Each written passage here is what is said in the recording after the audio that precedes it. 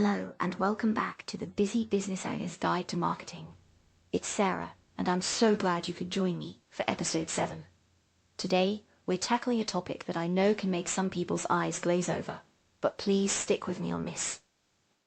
We're calling this one From Contact List to Conversion Machine, Demystifying CRM for the Reluctant Owner. Now, when you hear CRM, you might immediately picture a massive, expensive, and ridiculously complex system built for giant corporations. If you've ever thought, that's just not for my small business, then this episode is especially for you. Together, we're going to transform that messy, scattered contact list into your most powerful business asset. Alright, so let's demystify this thing right now. First, stop thinking about CRM as some complicated software and start thinking of it as a strategy. It's simply how you manage interactions with customers. You might find it helpful to picture it as a superpowered digital Rolodex. It doesn't just store a name and a number. It remembers every conversation, every purchase, and every important detail about that person. And honestly, you're likely already doing some version of this. That spreadsheet you keep, that notebook with client details, that's a form of CRM. All we're doing is finding a way to make that process smarter and way more efficient, so nothing ever falls through the cracks. So let's talk about the real-world problems this actually solves, because we've all been there. What I see most often is what I call the leaky bucket. You might find a great lead in an email, jot another name on a sticky note, and then they're just gone, lost in the shuffle. Another pain point is what I think of as amnesia marketing, where we accidentally treat a loyal customer like a stranger because we can't recall our last chat, making our outreach feel generic. And perhaps the biggest one is just wasted time.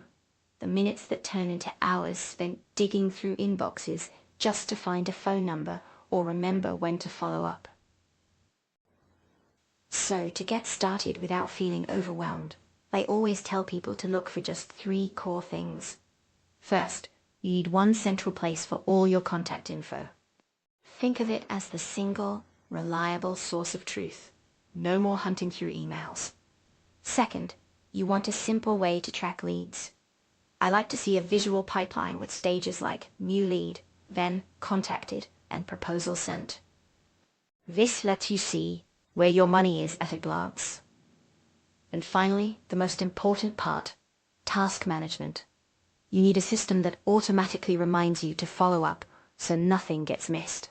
Okay, so you know what you need, but which tool should you pick? This is where I see so many business owners get stuck in analysis paralysis, spending weeks comparing features and never actually starting. The absolute best CRM is the one you will actually use. So you might find a tiered approach works best. You could begin with a spreadsheet plus system like Airtable. It's a great first step.